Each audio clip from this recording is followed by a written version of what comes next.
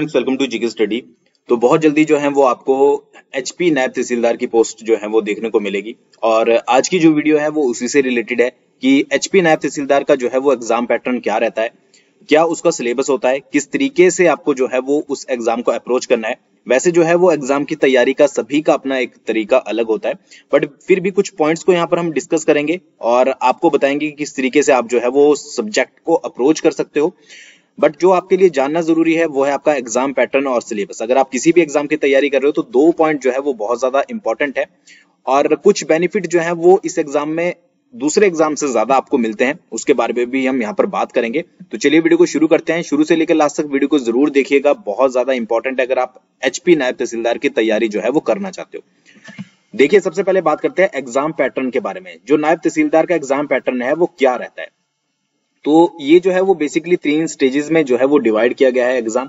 सबसे पहला आपका जो है वो प्री एग्जाम होता है जिसमें आपका एक पेपर होता है। अब यहाँ पर बेनिफिट आपको क्या मिलता है, अगर आपका मैथ्स वीक है या फिर आपकी इंग्लिश वीक है तो यहाँ पर प्री में ना तो आपका मैथ्स पूछा जाता है और ना ही आपकी जो है वो इंग्लिश पूछी जाती है। यहाँ पर सिंपल सा है, जो जीके वाला पेपर आपका होता है वही आपसे यहाँ पर पूछा जाता है। हाँ, ये बोल सकते हैं कि जो आपका मेंस का एग्जाम होता है उसमें इंग्लिश आती है, बट अगर आपका मैथ्स बिल्कुल भी आपको नहीं आता है या फिर आपको मैथ्स से डर लगता है तो इन दोनों एग्जामों में जो है वो मैथ नहीं पूछा जाने वाला है। तो आप जो है वो सिंपली इस एग्जाम के लिए अच्छे से प्रिपेयर कर सकते हो। ठीक है, मेंस में इंग्लिश आपसे पूछी जाती है, बट अगर आप थोड़ी सी तैयारी करोगे तो आप जो है वो इंग्लिश को भी आसानी से क्लियर कर पाओगे। ठीक है, लास्ट में मैं आपको जो है वो कुछ पेपर्स दिखाऊंगा मेंस के, ताकि आपको एक आइडिया लग जाए कि किस तरीके के क्वेश्चन पूछ सकते हैं और एक आपका कॉन्फिडेंस बिल्ड हो जाए कि भाई हाँ, मैं इस एग्जाम को या क्लियर कर सकता हूं या फिर कर सकती हूँ। ठीक है, तो वीडियो को शुरू से लेकर लास्ट तक जरूर देखिएगा। तो प्री एग्जाम, सबसे पहले आपकी पहली जो स्टेज होगी वो प्री एग्जाम होगा जिसमें आपका एक पेपर पूछा जाएगा। कोई भी मैथ और इंग्लिश उसमें नहीं आएगी, सिंपल सी जो है वो जीके उसमें पूछी जाएगी। किस तरीके की पूछी जाएगी उसको हम आगे डिस्कस करेंगे। आप प्री क्लियर कर लेते हो, उसके बाद आप अगली स्टेज में आते हो जो कि आपकी मेंस एग्जाम, जिसमें आपके जो है वो 4 पेपर होते हैं। अब यहाँ पर भी आपको एक बेनिफिट क्या मिलता है कि जो इसमें जीएस वाला पेपर है वो आपका जो है वो एमसीक्यू फॉर्मेट में होगा। प्री में तो आपका एमसीक्यूज फॉर्मेट में होगा ही, ठीक है, बट आपका जो मेंस में भी एग्जाम होगा जीएस वाला वो आपका एमसीक्यू फॉर्मेट में होगा। और जो बाकी आपके एसए वगैरह इंग्लिश हिंदी वाले होते हैं वो बिल्कुल इजी हैं। जब मैं आपको पेपर्स दिखाऊंगा आपको पता लग जाएगा, मतलब इजी इस तरीके से बोल रहा हूं, अगर आप तैयारी करते हो ठीक है तो आपको जो है वो बड़े आसान लगेंगे। और उसके बाद क्या है कि जीएस वाला आपका एमसीक्यूज फॉर्मेट में है तो आप उसको भी जो है वो निकाल पाओगे। दोनों में डिफरेंस क्या है कि आपकी यहाँ पर जो जीके पूछी जाएगी वो कई बार डायरेक्ट क्वेश्चन हो जाते हैं, ठीक है, जो आपने इजीली पढ़ी होती है। यहाँ पर जो है वो आपको थोड़ा सेकंड पेपर में जो है वो मेंस में आपको थोड़ा डीप जाने की जरूरत पड़ेगी, यानी कि क्वेश्चन को घुमा फिरा के आपसे जो है वो पूछा जाएगा।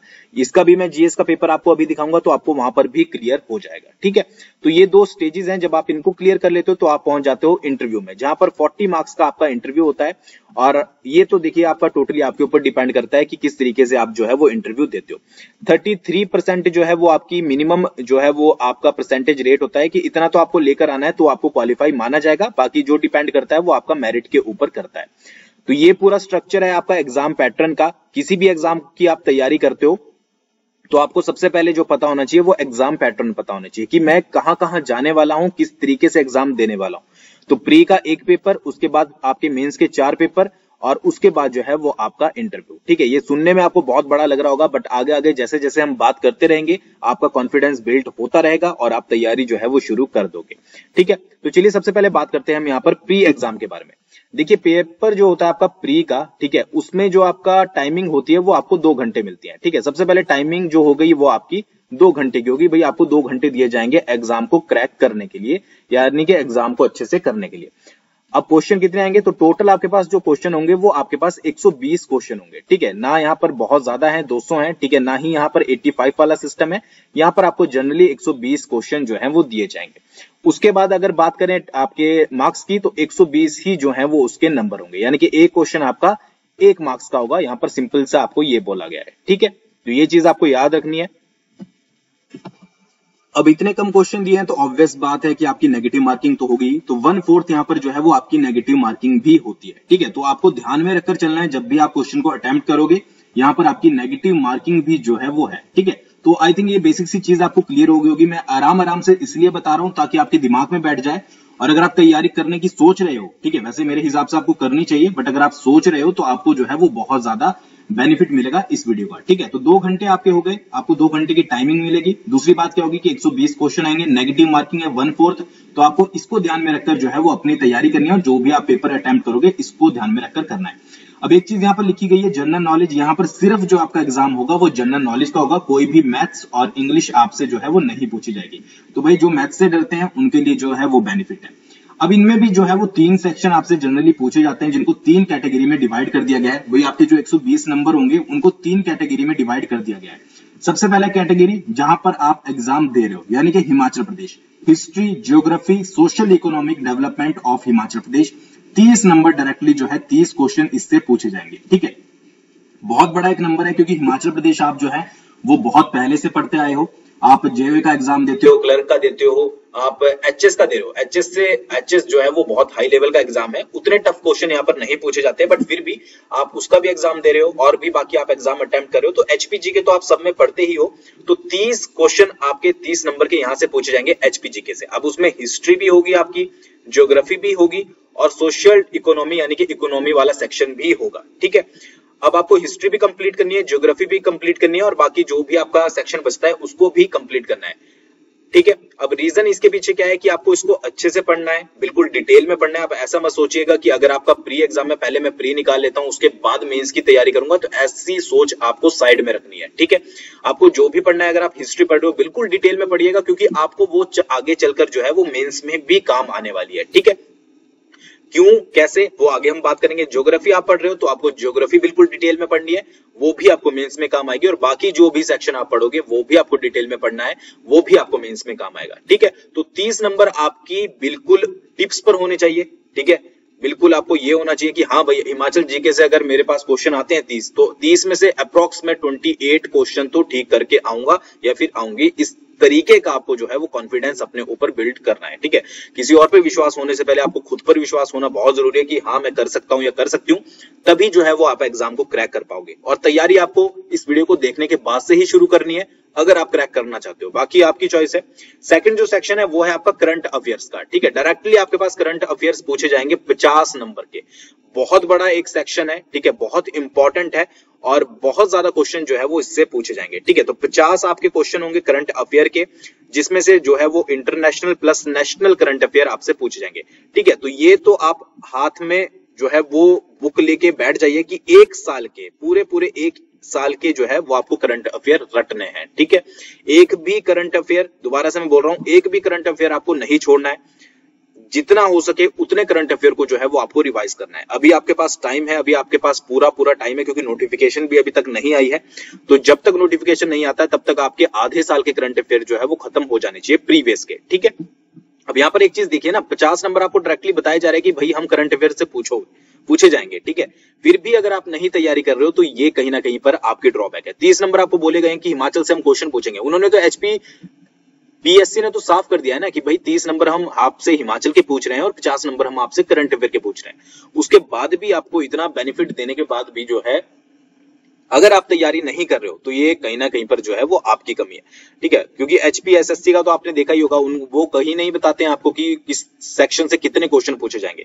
तो यहाँ पर आपको स्पेशली जो है वो ये चीज याद रखनी है, ठीक है। तो 30 नंबर हो गए आपके एचपी के और 50 हो गए आपके करंट अफेयर के। इन दोनों सेक्शन को आपको जो है वो बहुत ज्यादा अच्छे तरीके से जो है वो याद करना है, ठीक है। मैं ऐसा क्यों बोल रहा हूं, क्योंकि इंडियन जीके का आपको पता ही है, इंडियन जीके बहुत ज्यादा वास्ट है, ठीक है। उसमें आप थोड़ी सी ढील दे सकते हो, बट इन 2 सेक्शन में आपको ढील नहीं देनी है अगर आपको स्कोर अच्छा करना है।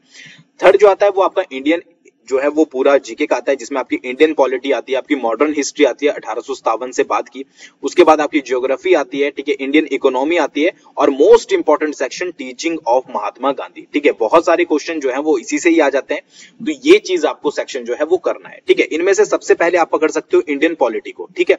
इंडियन पॉलिटी से आपसे क्वेश्चन बनेंगे ही बनेंगे, इसको पकड़ लीजिएगा। और दूसरी सेक्शन आपको पकड़ना है वो है आपका टीचिंग ऑफ महात्मा गांधी, जिसमें से गारंटीड क्वेश्चन आएंगे। और थर्ड नंबर पे आपको पकड़ना है मॉडर्न हिस्ट्री। अगर आप ये सेक्शन भी कर लेते हो तो आप आराम से प्री को जो है वो निकाल लोगे, ठीक है। इसकी गारंटी मैं देता हूं। कौन कौन से सेक्शन? 30 नंबर की एचपी, 50 नंबर के करंट अफेयर, इंडियन पॉलिटी, उसके बाद आपकी मॉडर्न हिस्ट्री और आपकी टीचिंग्स ऑफ महात्मा गांधी। ठीक है, ये चीजें अगर आप कर लेते हो तो आप इजीली जो है वो कट ऑफ को क्लियर कर पाओगे।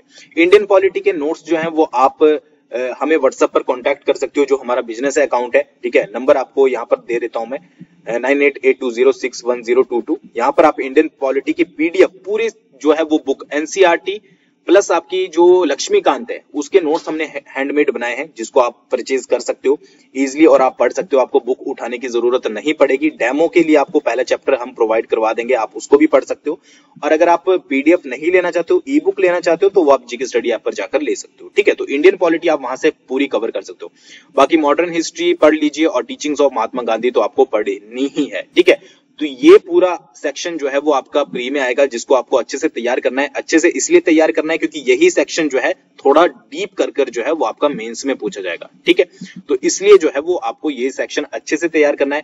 कुछ भी आप इनमें से पढ़ोगे, चाहे करंट अफेयर हो, चाहे आपकी मॉडर्न हिस्ट्री हो, इंडियन पॉलिटी हो, ज्योग्राफी ऑफ इंडिया हो, टीचिंग ऑफ महात्मा गांधी हो, एचपी से रिलेटेड कोई भी सेक्शन हो, आपको डिटेल में पढ़ना है। ठीक है, ऊपर ऊपर से पढ़ने की कोशिश मत कीजिएगा। बेशक आपके पास एमसीक्यूज आएंगे प्री में भी मेंस में भी, बट वो आएंगे डिटेल में। ये मैं आपको मेंस के जब पेपर चेक करवाऊंगा अभी लास्ट में, तो आपको समझ आएगा। तो ये आपका प्री का हो गया। आई थिंक आपको अच्छे से क्लियर हो गया होगा। कुछ भी छूट जाता है, कुछ भी आपका डाउट रह जाता है, वो मैं आपको जो है वो कमेंट कर दीजिएगा, मैं आपको बता दूंगा। ठीक है, अब बात करते हैं आपके मेंस के ऊपर। ठीक है, ये आपका जो है वो पूरा मेंस का एग्जामिनेशन है। अगर आप प्री की कट ऑफ क्लियर कर लेते हो, अब बहुत से लोग पूछेंगे कट ऑफ कितनी जाती है, इसके बारे में हम किसी और वीडियो में बात करेंगे। ठीक है, तो मेंस जब आप प्री क्लियर कर लेते हो, आपको कोशिश ये करनी है कि 120 में से जितना मैक्सिमम स्कोर हो सके आप कवर करो। ठीक है, उसके बाद जो है वो आप मेंस में पहुंच जाओगे। तो मेंस में सबसे पहला पेपर जो है वो general knowledge and current affair का है। नाम ही सुन लीजिए, general knowledge and current affair. तो करंट अफेयर का इसमें बड़ा तगड़ा रोल रहने वाला है और ये भी पेपर जो है वो एमसीक्यू फॉर्मेट में आएगा। 100 क्वेश्चन जो है वो आपके पास पूछे जाएंगे, 2 घंटे की आपके पास टाइमिंग होगी। अब यहाँ पर अगर आप सेक्शन देखोगे, सब सेक्शन तो वही सेम है जो आपके प्री में थे, बट यहाँ पर फर्क क्या होता है कि इनको थोड़ा और ज्यादा डिटेल में पूछ लिया जाता है। अब यहाँ पर जो है वो आपकी एचपीजी के जो भी आपकी हिस्ट्री, ज्योग्राफी और सोशल इकोनॉमी थी वो 20 नंबर की कर दी गई है। करंट अफेयर आपके 40 नंबर के कर दिए गए हैं और जो आपकी जो है वो इंडियन जीके है वो आपकी 40 मार्क्स की कर दी गई है, क्योंकि यहाँ पर क्वेश्चन जो है वो आपके पास 100 ही आने वाले हैं। ठीक है, बट देखिए वही है आपके पास जो आपने प्री में पढ़ा था। अगर आपने एचपीजी के अच्छे से प्री में तैयार करी है तो आपको यहाँ पर बेनिफिट मिलेगा। अगर आपने करंट अफेयर अच्छे से तैयार किए हैं तो 40 मार्क्स का आपको वो बेनिफिट मिल जाएगा। इंडियन अगर आपने पॉलिटी पढ़ी है, इंडियन इकोनॉमी पढ़ी है, मॉडर्न हिस्ट्री पढ़ी है, अगर डिटेल में पढ़ी है तो आपको यहाँ पर भी उस चीज का बेनिफिट मिलेगा। मतलब ये सेक्शन तो आपका ऐसा हो गया कि अगर आपने पहले अच्छे से तैयार किया है तो आपको इसको सिर्फ रिवाइज करने की जरूरत पड़ेगी और कुछ नहीं। ठीक है, इसलिए मैं आपको बोल रहा था कि अगर आपने पढ़ना है तो आपको डिटेल में पढ़ना है। अगर कोई भी सेक्शन तैयार करना है जीएस का तो आपको अच्छे से पहले ही जो है वो डिटेल में पढ़ लीजिएगा, ताकि मेंस में आपके ऊपर ज्यादा बर्डन ना आए। ठीक है, इसको आप कर लोगे। ठीक है, 33 मैंने आपको बता दिया मिनिमम जो है वो आपकी क्वालिफिकेशन, मतलब क्वालिफिकेशन नहीं सॉरी, मतलब कि क्वालिफाई करने की जो है वो परसेंटेज है। उसके बाद आती है आपकी जनरल इंग्लिश। जनरल इंग्लिश आपकी 50 मार्क्स की आएगी और इसमें जो है वो आपको 1.5 घंटे का टाइम मिलेगा। ठीक है, यहाँ पर जनरल इंग्लिश में ये मतलब कि इंग्लिश नॉलेज आपको कितनी है। ठीक है, इसमें आपको जो है वो मैं अभी आपको पेपर दिखाऊंगा तो उसमें फिलिंग इन द ब्लैंक्स हो गए, पैसेज हो गया, उसमें से आपको क्वेश्चन फाइंड आउट करने हैं।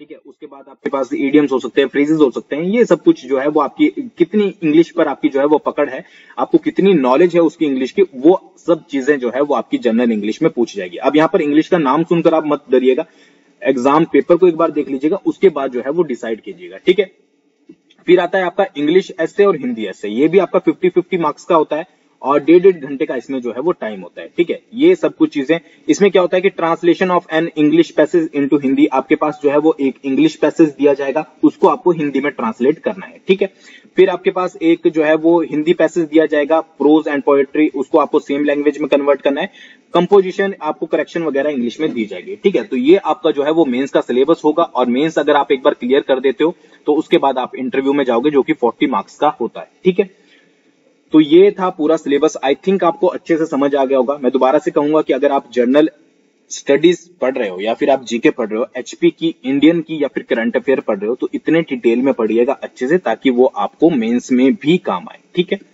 क्योंकि यहाँ पर दोनों एमसीक्यूज फॉर्मेट में है। ठीक है, और आपको जो है वो डिटेल में थोड़ा इसमें पूछा जाएगा और बाकी जो प्री में है उसमें थोड़े आपको डायरेक्ट क्वेश्चन आ सकते हैं, ठीक है। बाकी जनरल इंग्लिश के लिए आपको इंग्लिश ग्रामर वगैरह अच्छे से आती हो, ठीक है। हिंदी के लिए भी आपको अच्छे से ग्रामर वगैरह पता होनी चाहिए, तो ही आप जो है, कई बार क्या होता है कि बच्चे जीएस जीके वगैरह के पेपर निकाल देते हैं, जीएस वगैरह का ये आराम से क्लियर कर देते हैं और इसमें जो है वो क्वालिफाई नहीं कर पाते, ठीक है। तो इसको क्वालिफाई करना 33% मार्क्स आपको जरूर चाहिए और उसके बाद जो भी मेरिट लगती है, मतलब क्वालिफाई करना जो है वो आपका जरूरी है, ठीक है। बाकी मेरिट जो है वो उसी के बेस पर बनती है, ठीक है। अब मैं आपको दिखा देता हूं जो आपके पेपर्स, आपके प्रीवियस 2018 के मेरे पास कुछ पेपर पड़े हैं, ठीक है, उनको एक बार चेकआउट करते हैं। तो ये है आपका सबसे पहले general knowledge and current affair का पेपर। मेंस के मैं बात कर रहा हूँ, प्री का तो आप सभी को पता ही होगा, प्री का सिंपल सा ही आता है, 120 क्वेश्चन आपके पास जीके के आएंगे, बाकी वो भी मैं आपको दिखा दूंगा बाद में किसी और वीडियो में। तो 100 मार्क्स के जो है वो आपके पास जनरली क्वेश्चन मतलब कि पूछे जाते हैं, 100 क्वेश्चन होंगे टोटल। उसके बाद 2 घंटे का टाइम होगा और यहाँ पर देख सकते हैं आप, यहाँ पर पूरी डिटेल दी गई है, ठीक है, कि पूरी डिटेल क्या क्या जो है वो पूरी डिटेल है। 1/4 जो है वो आपकी नेगेटिव मार्किंग है। और उसके बाद देखिए क्वेश्चन किस तरीके के पूछे जाते हैं, मैं एक बार आपको ये दिखा देता हूँ। जैसे कि यहाँ पर पूछा गया है कि यात्रियों और उनके जो भी किस सन में उन्होंने जो है वो आपकी यात्राएं करी थी वो पूछा गया है यहाँ पर। जैसे मूरक्राफ्ट ने कब आया था, अलेक्जेंडर जिराड कब आया था, जेबी फ्रेजर, तो ये अगर आपने डिटेल में पढ़ा होगा तो आपको पता होगा, ठीक है। उसके बाद शिल्ला और रियो पारोजिल किस पर्वत श्रृंखला का भाग है, ये भी मतलब कि ये अगर आप जनरली अगर आप एचपीजी के पढ़ रहे हो तो ये सारे क्वेश्चन आपको जो है वो पता होनी चाहिए, ठीक है। निम्नलिखित में से कौन सी प्राचीन जनजाति अंत हिमालयन तराइन गंगा से चंद्रभागा तक गुप्त काल तक जो है वो बसी हुई मानी जाती है। ये क्वेश्चन हिमाचल प्रदेश की सर्वाधिक जानी पहचानी चोटी जो कि कुछ स्विट्जरलैंड की मैटरहॉर्न से मिलती जुलती है, कौन सी है? तो इसको आप जो है वो कमेंट करके बताइएगा, क्योंकि ये क्वेश्चन बहुत इजी है। ये और जगह प्री के लिए तैयारी करते हो, यहाँ पर मेंस में पूछा गया है, ठीक है। तो इस तरीके के क्वेश्चन जो है वो पूछे जाते हैं आपके मेंस में, तो आपको थोड़ा सा जो है वो थोड़ा डिटेल में पढ़ने की जरूरत है, बाकी आपको जो है वो समझ आ जाएगा, ठीक है। दूसरा पेपर देखते हैं, ये आपका जनरल इंग्लिश का है। अब इसमें देखिए जनरल इंग्लिश में क्या है, टोटल आपके पास 8 क्वेश्चन होते हैं। अब यहाँ पर पैराग्राफ दिया गया है और इसमें बोला गया है read the passage given below and answer the question, ठीक है। पैसेज आपको पढ़ना है और यहाँ पर जो है वो आपके पास 5 क्वेश्चन दिए गए हैं जिनका आपको आंसर देना है, ठीक है। उसके बाद क्या है कि आपको जो है वो पैसेज दिया गया है प्रिसाइज करने को और एक सुटेबल टाइटल भी जो है वो इसका देना है, ठीक है। ये भी आप कर लोगे आसानी से। उसके बाद क्या है कि आपको यहाँ पर लिखना है, ठीक है, योगा के बारे में कि should yoga be adopted as a part of life, कि योगा जो है उसको एक पार्ट ऑफ लाइफ की तरह जो है वो अडॉप्ट करना चाहिए कि नहीं करना चाहिए, इसके बारे में आपको लिखना है अगर आपको थोड़ा बहुत पता है, ठीक है। इंडियन एजुकेशन सिस्टम के ऊपर या फिर आप लिख सकते हो, ठीक है। तो ये चीजें जो है वो आपको करनी है। फिर यहाँ पर करेक्ट करने सेंटेंस, फिर यहाँ पर फिलिंग इन द ब्लैंक्स बोले गए हैं, यहाँ पर सुटेबल आपको वर्ब भरनी है, ठीक है। यहाँ पर आपको आर्टिकल्स भरने हैं, तो इनकी जानकारी होना आपको बहुत जरूरी है। तो इसलिए बोला था मैंने आपको बेसिक ग्रामर पढ़नी है, जैसे कि आपको प्रेपोजिशन, टेंसेस, आर्टिकल, वर्ब, ये सब कुछ क्लियर होना चाहिए, तो आप इजीली इसको जो है वो क्रैक कर दोगे। तो ये जनरल इंग्लिश का था। जनरल हिंदी का देखें तो इसमें 6 प्रश्न आते हैं, अधिकतम मतलब कि मार्क्स मैक्सिमम आपके पास 50 होते हैं और सभी प्रश्न जो है वो आपको करने पड़ते हैं। अब इसमें भी देख लीजिए, देखिए जो आपके पास एक इंग्लिश पैसेज दिया गया है उसको आपको हिंदी में कन्वर्ट करना है, ठीक है। आपको इसको पढ़ना है और हिंदी में कन्वर्ट करना है। उसके बाद यहाँ पर गद्यांश दिया गया है, उसके बारे में आपको बताना है। उसके बाद एक पोएट मतलब कि पोएम दी गई है, उसके बारे में आपको बताना है। फिर यहाँ पर मुहावरे बोले गए हैं जिसमें से आपको 4 का अर्थ लिखकर जो है वो बताना है। उसके बाद यहाँ पर जो है वो विपरार्थिक शब्द यानी कि उल्टे शब्द 3 के बताने हैं, ठीक है। और उसमें से इनमें से 3 वाक्यों को जो है वो शुद्ध करना है। तो ये बेसिक सी ग्रामर है जो कि आपको पता होनी चाहिए, ठीक है। बाकी जितनी भी आप प्रैक्टिस करोगे आपको अच्छे से समझ आ जाएगा। उसके बाद आता है आपका अंग्रेजी निबंध जो इंग्लिश एस्से होता है, ठीक है। 5 प्रश्न दिए गए हैं, कोई एक प्रश्न हल कीजिए। अब देखिए यहाँ पर 5 क्वेश्चन पूछे गए हैं, एक जो आपका इंग्लिश एस्से का है, एक आपको क्वेश्चन करना है, ठीक है। अब देखिए इसमें क्या दिया गया है, ठीक है। 1.5 घंटे का टाइम है आपके पास 50 मार्क्स का और 1000 वर्ड में आपको लिखना है। और क्या क्या चीजें दी गई है, ड्रग्स के ऊपर दिया गया है, चाइल्ड लेबर के ऊपर दिया गया है, राइट टू प्राइवेसी के ऊपर दिया गया है, ठीक है, ऑनलाइन गेम्स के ऊपर दिया गया है, सोशल नेटवर्किंग साइट्स के ऊपर दिया गया है। तो इनमें से आप आई थिंक मैक्सिमम चीजों के बारे में तो आपको पता ही होगा, जैसे online games, social networking, child labour और ड्रग्स के ऊपर। तो ये सारी चीजें जो है वो आप इनमें से एक करना है आपको, तो आसानी से कर पाओगे। एस्से का मतलब क्या होता है कि जो चीजें आपके पास लेटेस्ट चली हुई हैं उनके बारे में आपको ज्यादा पता होना चाहिए, या फिर कोई ऐसी चीज जिसको आप जो बिल्कुल नए तथ्य होते हैं उनको जोड़कर अगर आप लिखोगे तो आपके चांसेस जो हैं वो ज्यादा स्कोर करने के होते हैं। तो ये था पूरा, आई थिंक आपको समझ आ गया होगा। बाकी जब भी नोटिफिकेशन आएगा आप तैयारी शुरू कर दीजिए, जैसे ही नोटिफिकेशन आएगा आपको पता लग जाएगा। बेसिक से शुरू करना शुरू कीजिए, बाकी धीरे धीरे जो भी डाउट होंगे वो सारे क्लियर हो जाएंगे। मेरा काम था आप तक नोटिफिकेशन मतलब कि आप तक नॉलेज को पहुंचाना। आई होप आपको पसंद आई होगी। बाकी कमेंट करके जरूर बताइएगा वीडियो कैसी लगी। थैंक्स फॉर वॉचिंग, बहुत जल्दी मिलेंगे नेक्स्ट वीडियो के साथ।